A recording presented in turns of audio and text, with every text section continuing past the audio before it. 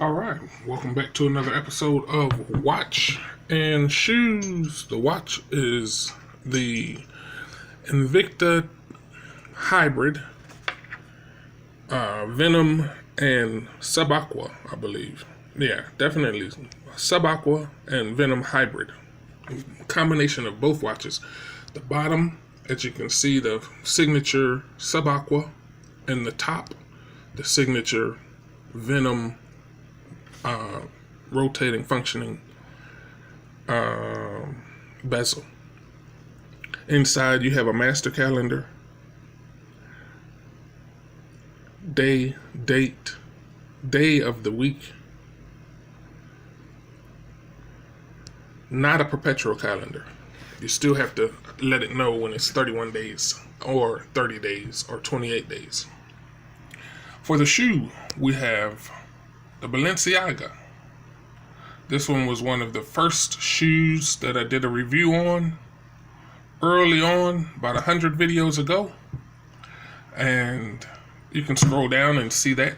It was a competition between the Air Zoom, Nike Air Zoom air bubble and this air bubble. Though the Nike Air Zoom air bubble is thin, it's extremely bouncy. And I talked about that in that video. But I still think this shoe deserved its own video.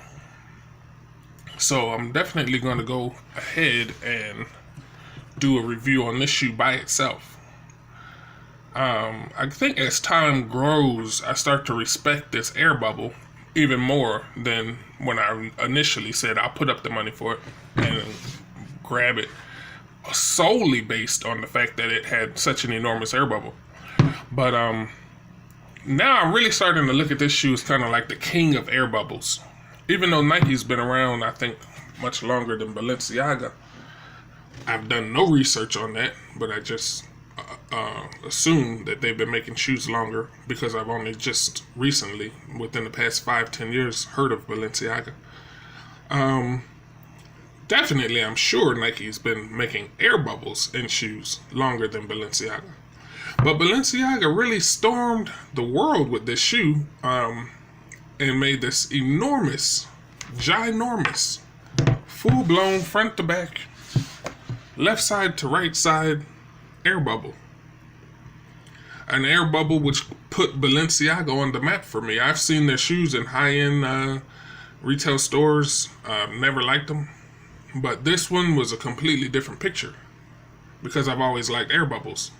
And the idea of suspension walking, like suspension driving. I drive an air ride, so the suspension is air bags. So the idea of me having my own personal airbags to walk on, that's probably what caused me to go out and buy the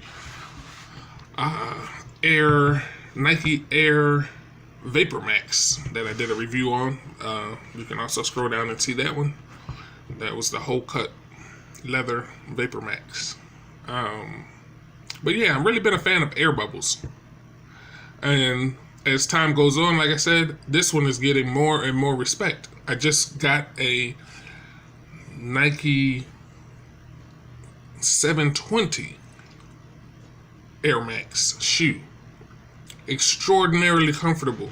And you can feel the suspension in that shoe when you're walking in it. Also, you can scroll down and check out the review for that if you care to look at that. But as time goes on, I have to keep coming back to this Balenciaga. I'm thinking like Nike went all out to make the biggest air bubble in the history of Nike. And I do not believe that air bubble is bigger than this one. So that says a lot about the value of this shoe based on the air bubble. I find myself patting myself on the back for having got it because I'm like, wow, you went out and got the biggest air bubble, what looked like the biggest air bubble. And Nike came out with a advertised hugest air bubble in the world, and it's not bigger than this air bubble. So I'm not sure how that advertisement works, but my visual inspection tells me that Balenciaga has more air than this 720 Air Max. Awesome shoe. Definitely not taking anything away from this shoe. You can see how the air bubble system works. There's no air here that I'm aware of in the Nike. This is a huge air bubble when you compare it to the Balenciaga. Very, very large. Who wins that as far as height goes? I would have to give it to Balenciaga. I'll try to give you the same vantage point that I see. The Balenciaga, right here is where that air bubble stops, right where this rubber meets that rubber. This is air. So, okay, this is hard. Yeah, but you can still see air going up to the roof of this thing, of this material here. So this is actually really too hard to move. This isn't. This is very soft. This is, I guess it is moving, but very little. They definitely didn't want you bending this part. But there's air that comes up to this floor or the roof. So it's pretty much here. In I'll say the middle of that section. And if you look at the middle of that, it's still above the air zoom just from that stance. And mind you, the air zoom comes off the ground here. So it's not like, this is also off the ground if you think about it. They do have some grip that it's sitting on. So it's nearly on the ground. This one is not nearly on the ground. This just goes up pretty high. But yeah, it's very close, strange enough. If you were to put that one on the ground, it's very close as far as height from the ground up. So let's say it's a tie, really, from height from the ground up. As it goes toward the front, both of them dwindle.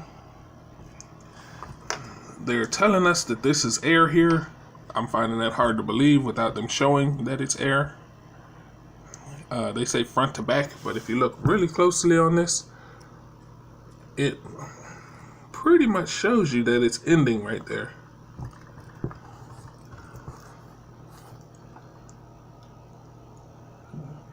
Can't really see how far forward it goes, but the construction of the outside of the shoe and how the gray dips down, there is no air bubble in this gray area, and you can see how it dips down. So it would appear that the air bubble stops here as the gray takes over for the rest of the front of the shoe.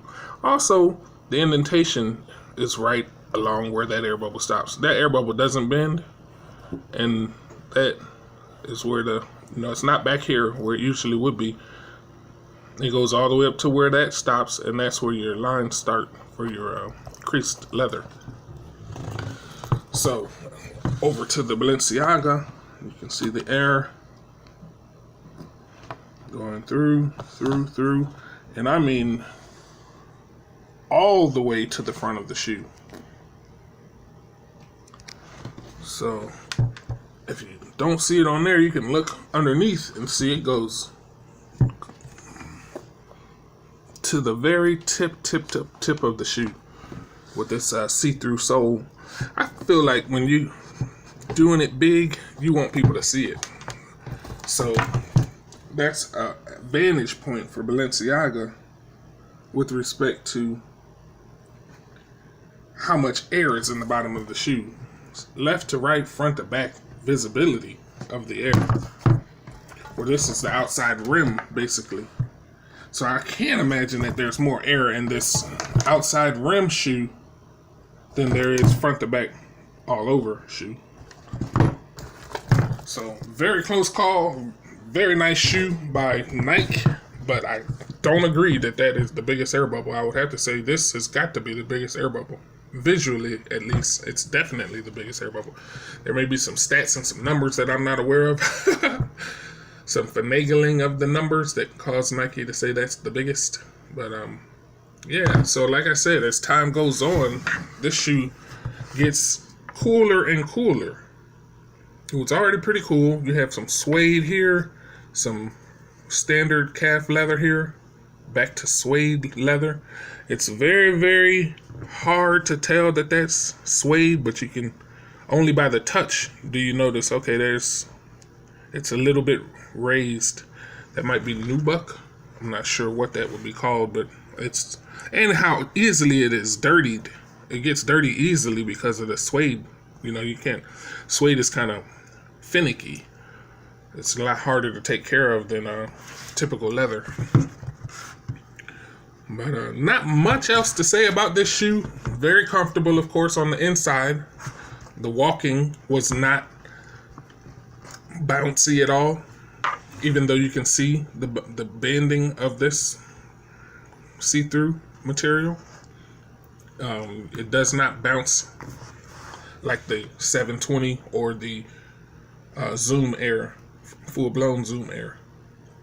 But either way, I think it's a pretty cool shoe. I have zero buyer's remorse for this shoe.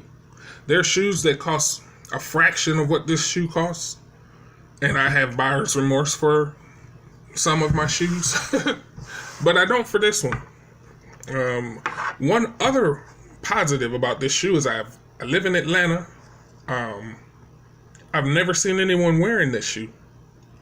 So unlike a lot of people who like to see everyone wearing shoes that they have, I actually like seeing no one wear the shoes that I have. That's probably why I only own one pair of Jordans. And I've never seen anyone wear those Jordans, but still, I prefer to have shoes that a lot of people do not have.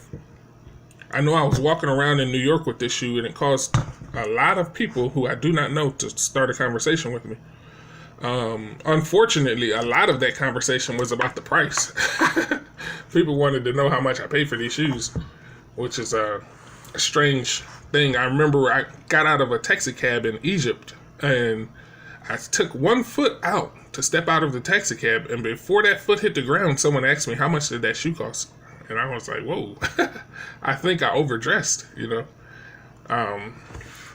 So I get a little bit of that cautiousness and nervousness when I wore this shoe, or I got a bit of it when I wore this shoe in New York, because complete strangers kept asking me how much does that shoe cost. And I think they already know. They just want you to know that they know. I'm not sure what that's about. But either way, this shoe is turning out to be aging like wine. It remains a champion of air suspension walking shoes, running shoes, joggers, trainers, sneakers. I hope you enjoyed this video of the Balenciaga Air Triple S. This has been another episode of Watching Shoes. The watch was Invicta's Hybrid, and the shoe was Balenciaga. Thank you for watching. Let me see here. They tell me I should say subscribe and hit the like button and hit the notification bell. Though I never say that, I'm going to on this one and only video. I actually have no idea how that helps in any future videos. So I don't ever say it, though I hear everyone say it all the time. But go ahead and do that. Like, subscribe, hit the notification bell, and maybe I'll notice a difference in my next video. Thank you.